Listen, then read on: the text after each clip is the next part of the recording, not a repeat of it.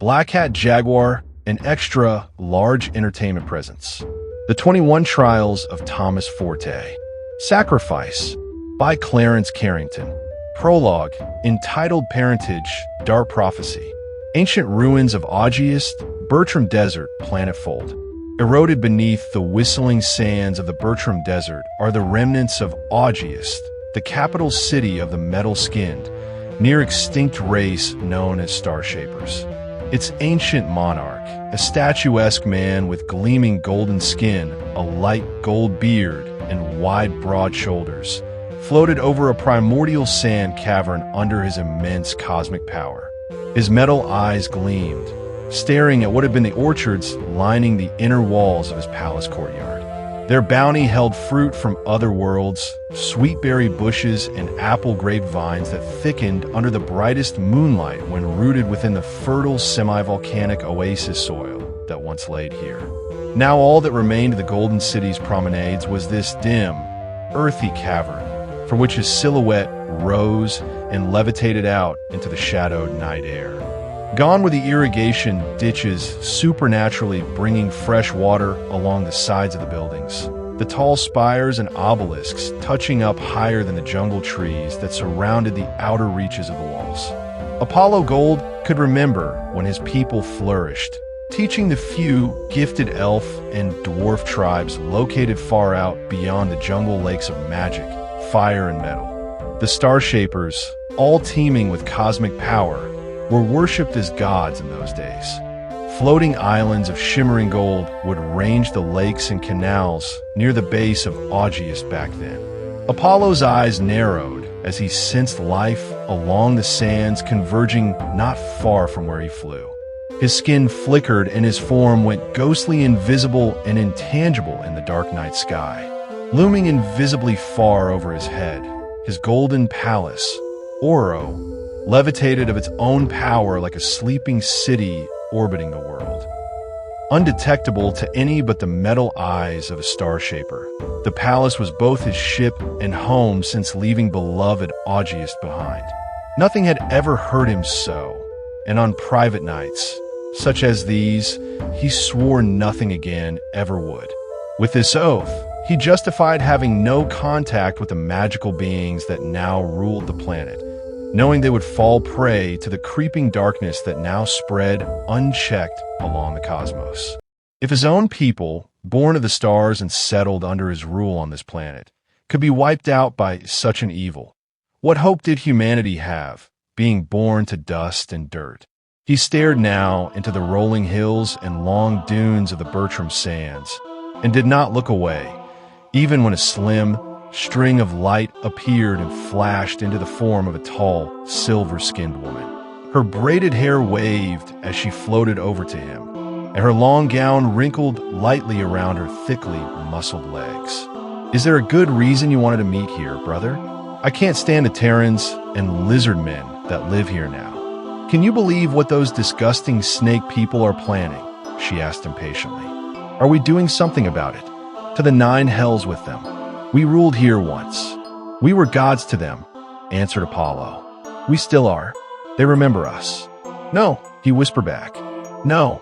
Now we are fallen gods, false gods. Our time is over," stated the sun god sadly. "Thank you for the prophecy. It's been... No, I can't even feign the sarcasm. What is it, Apollo? I told you, our time is coming to an end. After 1 billion years, we will soon die." "How? Great change. I felt this change coming from beyond, and it's close." "Are you telling me you're scared someone is going to come for us? Who would dare come for us now?" she shouted angrily. Her metal eyes flashed dangerously at Apollo now. "That is why I summoned you. My own son remains safe between dimensions.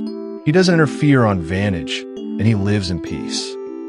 "I wish that for us all one day," said Apollo in a low voice. In a flick of her silver hand, a curved blade appeared behind the sun god's massive left shoulder. "I will cut you down right now if you're suggesting I sit around for the rest of time. I will kill any fool unlucky enough to even look at me the wrong way, and I would do much worse to anyone who suggests that my immeasurably long life is coming to an end," she said angrily. She sighed a moment and flicked her hand, putting the blade away. Apollo merely stared at his sister. If you're asking me where Kinetica is, I'm not sure she wants to see me. The last time we spoke was nearly a century ago. She asked me about her father, but even I don't know where that one has gone, she said, turning slightly away from him. Then I will find him. After I find Kinetica, she needs to be with us, he said. Do you remember who it was that freed you and killed the armor dragon? Yes, I do, and I have not thought of him since. He proved to me that together the only thing we will accomplish is an argument. No, I'll see my daughter when she comes looking for her mother, not before. If she hasn't sought me out, then it means she doesn't want to. But when she wants to, I'll be there to listen and to help however I can. That is what you do for your children. You support them even after they grow away from you. And had it been Rose, I would say the same thing. She added quickly, so it cut across him.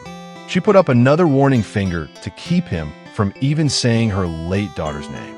Apollo's head turned to argue, but he remained silent. His head lowered, and he thought on her words a moment, his own son not far from his thoughts. I'm still going to find my niece, he said, placing his hand behind his back. Artemis paused a moment, concerned Apollo would push too hard, but she let it go. Her daughter would return to her on her own. The Silver Huntress never left the Nox Forest, and she was sure her daughter knew where to find it. She was just as sure no one could ever find Orion. Foundry, or 49, the weaponer's mass production factory, placed outside reality. Continual eruptions of metal and crystal being forged and crafted into thousands of weapons filled the outer portion of the office, where a giant man sat staring into a tablet screen. He scrolled and frowned, seeing his profits remain the same, and wished there were some way to enhance his sales without providing too much of an increase in cost. A knock at his door raised his bushy eyebrows and took his mind from his work. Foundry, or was a magical forge he had duplicated through hundreds of dimensions, and though he did not often visit them all, he left his automatons in charge of sending weapons to his benefactors and the warmongers that profited from slaughtering entire worlds. Closing his eyes, he sensed the tiny frame on the other side of the door and smiled, curious at how often she provided him with a pleasant distraction with her presence. "Enter," he said in his bold, commanding voice. A young girl with stark red hair appeared when the door opened, and the great warrior smiled at first. She rose through the air and levitated near his desk, staring out into the factory floor and watching the dozens of machine arms assemble blades, hilts, barrels, and stocks for thousands of weapons. Her eyes were like blue glass opals, gleaming in the light of the office as she stared. When she spoke, her voice was clear and calm, almost dead inside, nothing like a child's voice. "I know we aren't together anymore, but we do share a good deal of children together. So I brought this to your attention first out of respect," she said, staring down into the symphony of loud bursts and constant motion. "I am listening." A new hero is soon to emerge, and this one isn't just some clown in a costume. His existence will dissolve everything my sisters in the Purple Coven and the Legion have been doing these past few months. He must be destroyed, but we may not destroy him, she explained. "Why? Is he sponsored?" "Yes. We think by the Master of Elements," stated the young girl venomously. "What else is it? You didn't just come here to tell me you've put a hit out on a hero. We have to fortify our encampments. The Vampire Guild and Soul Pirates are vulnerable with a new hero on the loose," she said, lowering her head. The giant rose in his seat to protest, but she raised a small hand to calm him. Her frame blossomed into an unreasonably voluptuous frame before him as an older woman. "If you know of any credible threat, tell me where it is now," he started softly. "No, darling. I already know your interests rest on your work and the boys. You have never given me reason to feel like that isn't the case. You will die, yes. What I'm more worried about is the backlash. I want to make absolutely certain no one gets wise on us. Other interests may use the hero as a smokescreen to betray us," she said wisely. "Other interests?" repeated the giant. My eyes are always on the competition, and I happen to know the imaginary man has been gathering psychics. The ocean drinker will also be free soon. I don't exactly agree with the others about helping him, but I can't argue with the prophets or souls he's gathered for us. She stared and held back a grin, turning back into a young girl now that she knew she had calmed him down. I'm sending Regancy to spend some time close to Vire. I want to pay him a visit anyway. I sense the blood banks on the sepulchrum need an inspection. Then I will take Red with me to see Barros. He's always worth a visit anyway. Good. With any luck, we will kill this new hero and fortify our encampments. Moon disappeared and left the weaponer in his office without another word. He thought a moment and pressed several commands across his tablet in order to make a call. It rang for a long time before an annoyed voice picked up. "Pops, I'm busy. What do you need?" "I'm sorry to disturb you, Percival. How has your campaign to kill the last of the heroes gone? Moon came by earlier, concerned about you boys. I know she's not your mother, but she's concerned about you too." First of all, no she's not, and second, it's gone nowhere. All of the most powerful and important heroes are already dead or captured. Even the ones captured are probably dead by now. The Legion took the strongest hero, folklore, in the initial raid on the Hall of Heroes, so I'm sure they've been torturing him all this time. If not, he's dead too. So read the other night. He said about the same of the adventure guilds and the outposts. No more names coming up for the hero hunts. It's over. He never answers my calls. He is always out hunting. Call him and tell him to come to Foundry or 49. I'll do that, Father. Anyway, I have to go. Yes, just be careful out there. The call clicked off and the giant blacksmith sat back down, twisting his thin beard between his fingertips. Jaguar Desert Sanctuary, Planet Cowan. The Kaba had been raiding desert planets for weeks now. The Cowan, their current target, had an undeveloped race of beastmen. Now, all but a few remained in an isolated settlement being torn to shreds. The enormous ogre brutes that made up the Kaba would eat and fight daily, but now they took extra delight in exterminating the small sandy beast people of Cowan down to the last woman and child. Automatic drones clipped people down inside small homes, pulled in and out of windows, and smashing through huts and walls, chasing those who fled and leaving none alive. Yum Kaba and Rug Kaba, now the two current leaders of their band of raiders, watched the carnage of explosions and trampling as armored goons swinging glowing rods ripped through the sand-paved streets and rooftops. Their mountainside view into the dunes that surrounded the village gave them a look at the destruction full scale as it pulled along the right side of the buildings and slowly closed in around the buzzing drones that raced along the outskirts from every other side. Torchwind was right about one thing, though. With less than 10,000 in the whole place, it would be pointless to bring the Gargantuan around to collect these sods, said Yum Kaba, scratching his arm. Yeah, it's whatever. I enjoy killing as much as the next Kaba, but miss when we could use the merge and we could rampage along a planet as one for days before slowing. For days? Repeated a female voice. Yeah, no, not 4 days, just days. Days, maybe a week. We dash, but Rug Kaba cut himself off, realizing he was not speaking to his double. I know you're in the middle of conquering, but could you spare some time to help a girl answer a question that's been bothering her? Said the tall, beautiful, metal-skinned woman staring almost eye to eye with the space ogre. She was lean, but with a feminine frame. Her round face was flawless, its metal flesh glittering in the far-off explosions. She wore custom clothes, complete with a hooded brown jacket, trousers, and sparkling brown shoes. A kinetic ponytail clip rested on the upper left side of her hair and left a bit of metal floating hair floating next to her head. You, said Yum, pulling around his scattershot. He turned it in his hands, and it hummed menacingly. You ever wonder how powerful you really are? If you could take down an elder or an ancient. I mean, I know the rule, the older the stronger, has been rattling around the cosmos forever. But what if you can gain more power and challenge an ancient? Do you think it's possible? Yes, I do. Myself and I here are proof positive someone can amass a huge store of power enough to challenge anybody on the gargantuan, even the first mate himself. When he spoke, he turned and clicked his boomstick, activating its repulsory power, but when several other boomsticks clicked and activated, she realized now that the Kaaba believed her surrounded and at a disadvantage, exactly where she wanted them. She smiled knowingly, but made pretend not to notice the menace in the ogre's eyes. "And how have you amassed so much power, if I may ask?"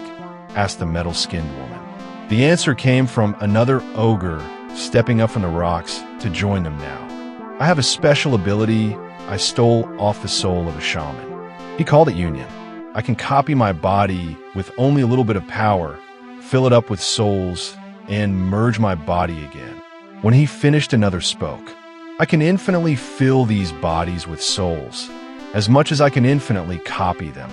She watched as Yum Kaba came up to her and stood now almost right to her nose. "The original K Kaba fell in battle last week, and I am the next oldest copy. Then comes Rug Kaba as the next oldest after that," he explained. "I see. And have you ever combined all the Kabas together? How strong would you be then?" she asked with a smile. "I'd be stronger than Barrows, if only for a short time. But a huge expenditure of power like that won't be necessary to deal with a kinetic star witch like you," he added evilly. "So, if you figured out who I am, why haven't you started combining yet?" K Kaba combined all the copies with him when he first saw me. "All those souls in there must be making you dumb," she said. Yum's head crashed down into her metal face, and a gush of blood pierced the air around them when he nearly caved in his own skull from the impact. He fell, and she stepped aside, smashing his head down with a hard punch that sent sand and blood flying from the rocks. Rug Kaba growled and lunged. Another 4 copies jumped with him and merged as he punched and kicked, but she did not even move. More joined, kicking and fighting, until a crowd of men pushed and punched and smashed their boomsticks across her head, shoulders, and back to no damage. They all combined at once, leading to one huge being, rippling with an unnatural bunching of muscles and sinews. He stepped in and kicked, landing his boot hard along the woman's forehead. But she wouldn't budge, instead punching a hole right through the space ogre's chest, killing him in a single stroke. "I'm somewhat ashamed to find you slaughtering these unwashed dogs," came a voice from the sky. She realized who it was and laughed a bit to herself as she pulled the space ogre from her arm. A dark orange and yellow flash flit through the sky, and the hulking Apollo Gold stared down at his niece. "Someone's out to take out the trash. Kinetica, you should know that as surely as I can see you though the sun, your mother can see you through any moon," he said wisely in his booming, deep voice. "Look, but don't talk then. To what do I owe this visit, uncle? You never come around unless it's important. I met with your mother. She says you haven't spoke since your fight over your father," he said. "She won't tell me who he is or where he is, and that's about all I've got. She's hiding something, I just don't know what," she said, annoyed. She stared at the bodies in the distance and smiled when the shooting stopped down in the dunes. The scavengers had lost their leaders, and the people were beginning to rise up in the confusion. When Apollo Gold stooped down, Kinetica was shocked. Her metal eyes followed her uncle as he bent down and sat before her, now at eye level. "Would you like me to tell you who your father was?" he asked calmly with a slow smile. She didn't speak, but she nodded her head, trying to hide her confusion and jubilation. "You should know, billions of years ago, and long before your mother ever birthed you at the center of a dwarf star, our people glided through space and the many worlds between stars. Your mother, your father, and I were no different. But when the war between the Optima and the Masters of Reality broke out, the cosmos were no longer safe to travel alone, and skirmishes between the beings who warred through dimensions could destroy even a star shaper, even the strongest of us. As king, I decided for us to take haven on an undeveloped world and built Augeist around my palace. None of my people were made to stay, but could always return should there be any trouble. Your father was one who would leave frequently, hunting prey in different dimensions and on many worlds for decades at a time. He was the greatest hunter among the Star Shapers, but he was also completely without ego or ambition. He left the golden city of Augeist on planet Fold before it fell to explore more dangerous prey along the cosmos. However, shortly after it fell, your mother and he came together, owing to the fact that at the time, there were only 3 Star Shapers still left alive. He and your mother conceived shortly after. I can only assume he is still alive, but if he is, wherever he is, there is no sun and there is no moon to help find him. What was he like in the Golden City? Was he very handsome? He had a fair brown shade, not different from yours, and he always kept his hair tied up and out of his face. I know your mother, and he would go on long hunts together. But your mother was always one to be alone when she felt like it, and so was he. Even when we spoke, he was distant, his mind always on prey, always on the hunt, even more so than your mother. What was his name? Orion. You resemble him in quite a few ways. Your brown skin is not unlike his, like I said Apollo, tilting his head. She flushed at this and smiled genuinely. Thank you, Uncle. But you know this only makes me angrier at my mother. She'd have more than you would about him. Why won't she tell me anything?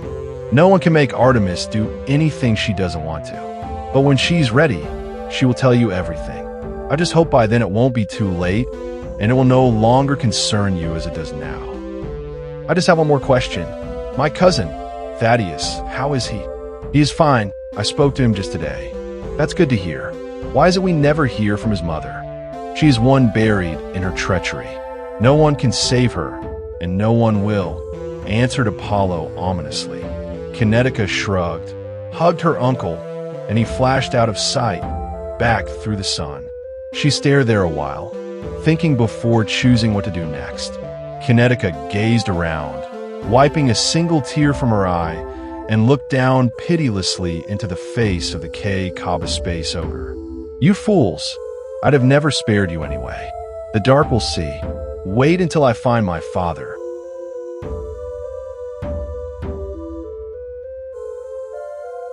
Introduction. Earlier. Starbase Sepulchrum, home of the Vampire Guild. The dark halls of Sepulchrum were lined with mirror-like surfaces within which none of its occupants could see their reflections. The central atrium branched off at the sides into smaller rooms and lounges, with a great ascending stair running up and along to the very heart of the starbase. A tall, rangy man, pallid of face, and yet femininely handsome, stepped carefully along the blood-red carpet. A young girl, half his size, levitated beside him as he walked. At his other side, a pair of dueling sabers gleamed dimly at his hip, and he marched into the entrance of a regal chamber at the far end of an altar. As they passed, Regency stared at the altar and the strange, spinning column flowing with blood at its center. The supernatural totem, which powered much of the blood magic flowing through the starbase, may have been flushing over with blood, but not a drop of it spilled or dripped from the column as it spun slowly above the altar. You said Red spoke to Percival already? Asked Moon as they rose toward the veil at the other side of the blood altar. Yes, slippery as Red is. He said Percival was doing fine the last time they spoke. A shame we can never get hold of Thaddeus, answered the wide-eyed swordsman. They emerged from the veil to more than one occupant in the throne room. A twinge of annoyance flared across the vampire blade master's mouth as he bared his fangs at the sight of his usual mistress fawning over a small boy dressed in a long cloak, shirt, and trousers. His feet were bare and tipped with sharp talons, with 2 pairs of folded black wings at his back. Alexa, what are you doing here? Came Regency's voice angrily. Regency and Lady Moon, how curious you arrive only moments after this one, said the boy staring blankly into space. King Vire, forgive my outburst. I was just surprised to see one of my concubines here and not in the home I made for her. This one has a home? The Countess here visits rather often. I was beginning to think she had no place to stay, said the boy. not turning his head toward them. Moon levitated by her son and passed the blood witch without a word at first. When she reached Vire, she held out her small, soft hand, and he accepted, kissing it lightly. I have business to discuss with the Vampire King. You, being a full-blooded cow, may not be in attendance. Now crawl back to wherever it is you came from, or I will eviscerate you myself, commanded Moon calmly. Countess Alexa snapped at the order and hurriedly rushed by her lover, back toward the way they came in. You and I will talk later, promised Regency as he stared, steely-eyed at her dark frame, fitted perfectly in a seductive red dress and black fur jacket. Regency, see to it she is taught a lesson before she goes home, then ordered Vire. It will be done, my king, he answered. He flipped from sight, and Vire turned back to Moon. When you asked me to turn him, I thought we might have been making a mistake, confessed Vire softly.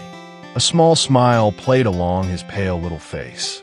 Had I known you were looking for company, I would have gladly made myself available, said the girl, floating down to stand next to him. No, I beg your pardon, my lady. I find myself as listless as I am lifeless. I'm sure I can pull a night of life from you, suggested Moon slyly. She placed a hand at his chest and heaved a great deal of dark energy into him, stimulating his supernatural thirst and sparking, even for a moment, a bit of vitality back in his rigid little frame. I'm sure you could, but what's the point anymore? So much time has passed, and so little has changed, bemoaned the Vampire King. She pulled her hand away and levitated back up, gazing around the windowless throne room with a sigh. Change. Change is the reason why I came to visit. Why I'll be placing Regency into your service and placing you under his protection, Vire. And what need have I for protection, besides him being the greatest blade master in the universe? Change. Change is coming. The new hero, you mean? Yes, word travels along the furthest reaches of the dark faster than even you can. We have a black mirror. We speak on everything. The hero has so many assassins clocking him, I doubt sending a few pure bloodstalkers will make a difference. He'll be dead before they ever reach him, explained Vire. I know, but you haven't fed in almost a century. Your powers are weaker now than they've ever been in the last 4,000 years. I won't have you fall to a lucky stroke, and I won't have our vampire guild without a proper king. There must always be one from the original bloodline I created leading the herd. And I won't have you starving yourself for blood when an entire bank of exotic creatures' blood is pumping along the inside of your own home, explained Moon. Feeling motherly lately? Asked the boy, pulling a wry grin. Moon giggled a bit to herself before she spoke, as she often did when she realized she had won the argument and proved her point. Pick at me as much as you want, but you only become that way when you have nothing better to say, little boy, said Moon. You know me so well. And I know if one of the leaders of the other vampire guild houses was to attack you right now, you could be slain. You may not even survive a battle with this new hero. You're only up and standing straight because of the blood magic flowing around you, but there isn't a single trace of it in you, Vire. Please, feed, and do it soon. If not for the guild, then for me, she implored him. For you, then, he agreed thoughtlessly. Asteroid Golgotha, a malevolent planetoid that travels subjectively through space. Arching a looping orbit throughout 3 star systems is the barren, hateful asteroid Golgotha. Its surface was smoothed violet stone, shaved down by its only resident. Great vermilion gems and shining emeralds laid in rows about the entire asteroid, reflecting a menacing aura of yellow and green that glimmered along its edges as it passed lazily along. Golgotha's most unique feature, among so many others, was the immense topaz castle brooding along its northern hemisphere. It gleamed at the merest light that passed and nearly disappeared like a gaunt shadow, otherwise like a moon without a planet. For all who glimpsed the castle, all that is known is its name, the abode of the demon. nearly invisible from any planet's surface it passes. No one ventures to Golgotha, when so many often venture in and out of the many worlds and space stations surrounding it. Few can tell why everyone refuses to know more, while fewer still dream dark nightmares, guessing the grotesque horror that dwells within. Presently, a small cloaked vessel whizzed to the asteroid's surface, slowly releasing a lower hatch on its underside. Smoothly, a lithe figure made rare footfalls onto the untouched stone. Clad in thin, alien armor, she flit in and out of view, like an elusive specter in the eternal night. Galloping swiftly to a yellow gem embedded in the velvet stone, the thief pulled out a thin, humming device and scanned the dully glittering gem at a knee, something her systems were unable to do at a distance. She sought to authenticate the purity of the gems, and if they were adequate, remove as many of them as she could and return to her ship. This was Venexa, a plunderer, thief, and occasional treasure hunter, new to this sector of space. She had picked up many communication waves saying this entire asteroid was peppered with amazing gems, and that a castle of wonders sat eternally in darkness and silence among its shadows. The entire asteroid was shrouded in mystery, and Venexa of Rhodos would not be denied a chance to have the rarest of the rare gems that littered its entire surface. No life forms were scanned on the asteroid. No ion trails or hyperspace navigation satellites were registered to its upper atmosphere.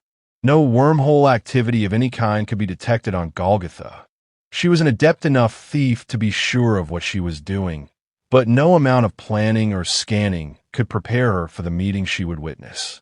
Gazing up as a far-off star aligned with her position and dimly lit the smooth velvet surface, she could see the small blip of a short man, slowly stepping down a jewel-filled row of emeralds toward a towering mass that could only be the abode of the demon. Zooming in with her heads-up interface, she could see him clearly walking with no apparatus, no equipment or armor, and apparently no air. His frilly blue tuxedo and oversized glasses gave him a severely out-of-place look on the gaunt surface of Golgotha, but the most unnatural thing was the speed of his stride, as those short legs seemed to glide along the surface without really touching it. He reached the castle doors, and they opened of their own will, something she had not expected. Making a snap decision, she whisked along the smooth planet's surface after the small man, like a cloud flying on the wind. Leaping up and through the doors, she hovered along the ceiling and watched as the small man stepped swiftly along. The reception hall was opulent and unique. Columns of pure topaz rode the centerpieces, but ornate stands and pedestals held many humming orbs of ivory, pearl, and lapis lazuli. The splendor of the room also gave it a gaudy look, as no signs of life actually vivified the castle entrance, and no machinery implied the need for maintenance or dynamic progression. Though well-crafted finery, shimmering gems, and rotating orbs were nice, their presence in such a sterile environment was futile. The short man passed all of this, simply not impressed, and Venexa, convinced of her invisibility, seemed drawn to wherever it was that short man stepped to, having not turned his head once at any of the opulence before or about him. He stepped through the reception hall and into the throne room, where silk and satin couches, never sat on but devoid of dust, and soft, gargantuan pillows lay below a gold-spun tent. Staining the smooth, polished floor with long, fresh red trails of blood sat a throne of steaming skulls. A small boy, with 3 horns pointing out of his head, sat up straight in excitement at the sight of the short man. Aghast with fright and surprise, the alien thief watched in paralyzed amazement, realizing that this was no ordinary youth here. As his mouth opened and closed in joy, his black teeth and even blacker tongue was a sight unsightly enough to pull at her slim stomach. A sudden flush of fear pulled down along her spine as she watched the two meet from the ceiling. "I've been waiting for you," came the horrifically loud voice of the little boy. He was in a smart gray suit with a black shirt and tie. "Out with it, Imp King. I have a bit of distressing news for you," came the nasally voice of the Impossible Man. "Distressing," repeated the boy, folding his hands. "A hero is soon to emerge. A strong one." "There are no more heroes," grinned the boy madly.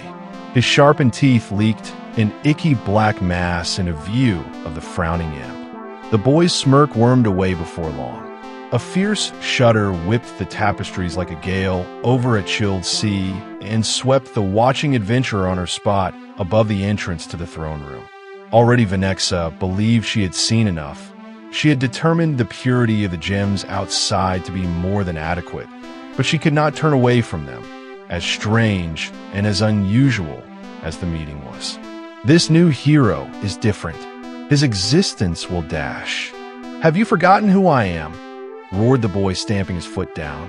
A wave of dark energy rolled along the walls at the impact of his shoe to the ground. "I fear this new hero won't be attacking us directly. He will be targeting our resources. Yours, mine, the weapon or moon. None of the factories or subjugated worlds are safe. I suggest a preemptive strike," said the imp. "My, it sounds like we're already at war. Again, then I will begin lashing out at my enemies in the confusion. Should be fun killing something other than heroes for a change," blared the demon, sitting back in his chair, a wicked grin of wretched across his face. "I see. And what will you do when Raphael comes for your neck?" "There are contingencies that your capture or death might compromise," said the short man, his eyes steely under those oversized glasses. "You want my silence, and you will have it, even should I perish. No one will know about the part one played. The dark will plunge the omniverse back into chaos where it belongs, with or without me. There will be another unstoppable man." The Impossible Man stared back at the sitting boy, but did not speak. He turned on the spot without smiling and took off out of the topaz structure through a window high near the ceiling. His frame flit and swooped out deep into space. A dull humming without any rhythm played in his wake. The demon remained silently staring into the abyss.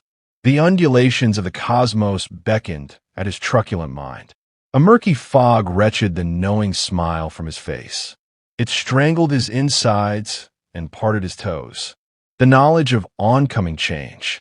He raised his hand, and Venexa was slammed into the gold-spun carpet at the boy's feet. The smell of death and decay pervaded her sensitive nostrils just as she tasted her own blood in her mouth upon impact. That sleek stealth suit was useless now, as it had been cracked in several places, and her weakened form was vulnerable in front of the boy. "You didn't hear much, Venexa of Rhodos, so there may be hope for you yet." "Oh yes, I know who you are, and I will always know from here on," said the boy, speaking from his throne of still steaming skulls and staring down at the rattled thief. "From this day forward you will be my slave bomb, and as my slave bomb, I have decided to use your life to bring suffering to my enemy. You will go to the Holy Library and pulverize it," asserted the demon methodically. A harsh, numbing thrill blazed along her spine, and the alien thief felt her will bent as roughly as her limbs. The suit could not stop the evil scourge which raked her body, and the thoughts and orders of the demon burned through her mind and soul like a hot knife, piercing her heart and lungs. All at once the notion of treasure and mystery was gone from her thoughts forever, and all that remained was the burning red desire to go to the Holy Library and blast it into oblivion. The boy pulled up his arm. A trio of black explosive orbs appeared at his hand. He placed the bombs inside of her belly, through the darkness he generated around her flesh. A flush of dark energy erupted from her mouth as she retched from the eldritch intrusion. "It'll go off the moment you enter and destroy everything within." The Gargantuan, massive flagship of the Soul Pirates. The Gargantuan is the most feared vessel in the known universe, more than half the size of most planets, and capable of stealing life from entire star systems. It has harried the cosmos for more than 500 years. A single blast from a trio of cannons could turn 2 or more planets into space dust, and the crew is made up of despicable necromancers. Controlled by transcendent undead, it provides souls, memories, flesh, and blood for a fair price to any who might have need of it. Captain Barrows, the scourge of 5 galaxies, was a being whose lifetime had long passed, and yet his impact would be felt forever. Having died nearly 1,000 years before ascending to the level of power he now held, his ardent mind thought on the elder entities who might be jealous of what he'd gained. Thought now to only be myth, as he rarely gave his men any audience. The space pirate known only as Captain Barrows was now little more than a hollow, floating skeletal revenant, floating in his office, sensing the cosmos through the walls and the ship itself. His office was humble, with only a few finely furnished shelves and cabinets to hold his records and charts. But the knowledge to him meant little compared to the power, and so it remained unchanged. The Dark was the only organization that understood him, that understood the need for life to be taken for power and for more time to dwell and enjoy it. And so, while his surroundings remained the same, his power grew. The souls he stole surged through him and his ship. It was now so great Captain Barrows, though only 1,000 years old, could challenge Elder. Elemental and suspicious by nature, the undead captain could feel a change in the nether. It brought a curious twinkle of interest, not in the greedy pursuit of power, but in word from his allies. A red skeletal hand felt for the black overcoat hung by the blue, frothing fire at the corner of his office, lending the room its only light. In a shock of lurid smoke, it now rested along his shoulders, as his senses, attuned to nether and deathly forces, sensed an enormous store of many energies moving through on his ship. After an expected knock on the door, Barrows' eyes lit up knowingly, the dim light of his office barely illuminating the front half of his desk, leading to the door. The rest of the room was cloaked in shadow, save the floating captain, when a man, as unshaven and uncivilized looking as a barbarian, opened the door. "My father is here, with my brother Lloyd. They're saying they want a word," said the mass of hair and barely clothed muscle. "He won't be pleased to see you've been letting yourself go." "Percival," said Barrows. "Big deal. All right, you're the third one to comment now. I get it, I don't make a good caveman," he said, exasperated. "Fourth, big bro, you look terrible," said a voice laughing behind him. Fifth, came an even deeper voice further back. This one made Percival cringe as he stared back into the eyes of his father. "I dash." "Not a word," commanded the weaponer as he waved his arm, and Percival's frame flashed with a white light, and a set of regal, white vestments, armor to the shoulders, elbows, and knees flit across his body. Percival stood and thanked his father with a nod, his hair now short and straight. His youngest brother, only a bit shorter than he, patted his shoulder as he passed, and nodded his approval. Red Lloyd was known the cosmos over as a berserker, and his vein-riddled, hyper-developed, muscular frame proved it. He wore a slick, sleeveless armored tunic to show his arms off. He may have been the youngest son of the famous Dark Blacksmith, but he and his brothers had already made a name for themselves as great warriors, mercenaries, and duelists. "I expect unexpected visits, but there's something to your presence here that intrigues me," said Barrows, still floating, but facing the giant blacksmith as he stepped in. As he approached, the skeletal frame of the ghostly captain erupted into a flush of red flesh and luscious, long blonde hair. His handsome, scarlet-skinned face smiled in the growing blue light of his fire, as the others stood astonished by the supernatural regeneration.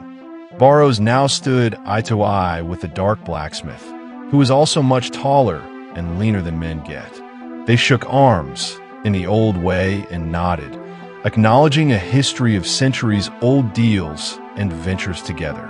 The sons of the weaponer stood in silence at something they grew up watching, as the old friends laughed and talked at first before getting to business. "You're right. Moon expects an emergence that may need to be stamped out. We are covering all the bases and acting wisely on all the places the new hero may attack, should he survive to even call himself one, said Dark Smithy. Barrows thought on this a moment, staring over at the two brothers a moment. His eyes brought a thought to Percival as he came to a conclusion. Have we not been killing heroes already? What's one more?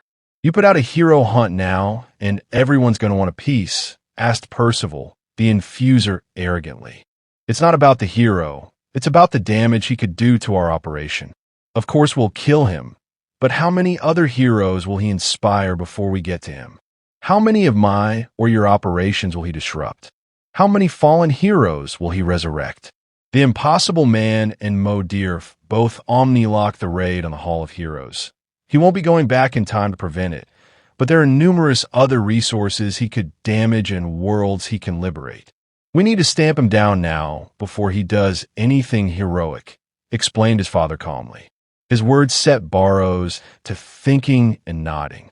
So this was the great change that was coming.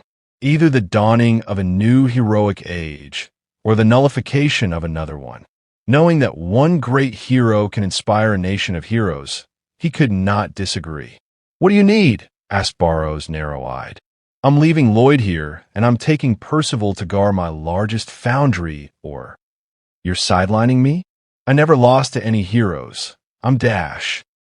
You're going to stay where I send you, and you're not going to complain, growled his father sternly. Without another word, Percival made a light sword appear at his hand. He slashed into the air, ripping a void in space, and dipped into it, disappearing from the dim blue office. Red Lloyd gazed where his brother was, and then shook his head knowingly. Percival loved killing strong opponents.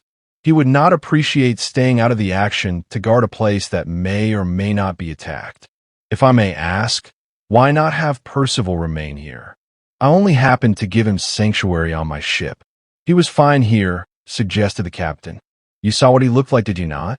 Besides, this is more about the elders than anything, stated the weaponer. What would it matter? The most powerful elders are already members of the Dark, countered Barrows. You're still young, so you don't know. There are elders, and there are ancients, older even than me, that have never worked with the Dark. Have you ever heard of the Master of Elements? No, never have. Lloyd, who is the Master of Elements? He is a master of reality from the ancient wars. The first being to bridge the gap between mind and science and magic. I've heard some say he is a great warrior as well, but none have seen him in battle, answered Lloyd. I have, and he is. The surviving masters of reality from the old wars, the master of control, the master of games, they are all reclusive and silent. It is entities like them, unknowns without ambition, that we must look out for. You and I, my sons, we put ourselves out there. We feast and slay and laugh and live in the open with each other. These masters, they don't. They are only known to a few who remember they exist, said the ancient. Why is it you fear the wrath of other elders when you simply wish to slay another hero? Asked Barrows curiously. There are others with their eyes on what we have. The power we have amassed and the energies we keep stored would interest players on a different scale. The ocean drinker, the imaginary man, they are imprisoned and must always remain that way, but they have influence beyond their bounds. Attacking our resources is not out of the question. To match, I could face Apollo Gold, but not him and his sister together should they ever decide to work together and fight against me. Then I'll be keeping my eyes open in case I get any wind of this new hero, nodded Barrows. At his word, he floated up and stared back at the dark wall, the blue flames dying out now. The giant nodded to his son. In a flash that ended with a blazing sigil, he was gone. Red Lloyd nodded to Barrows in the dark. I wouldn't worry too much about this new hero. From what I'm told, he won't even be alive long enough for either of us to meet him. The whole thing will blow over in no time. Be seeing you around, Captain Barrows, he muttered as he stepped out of the door.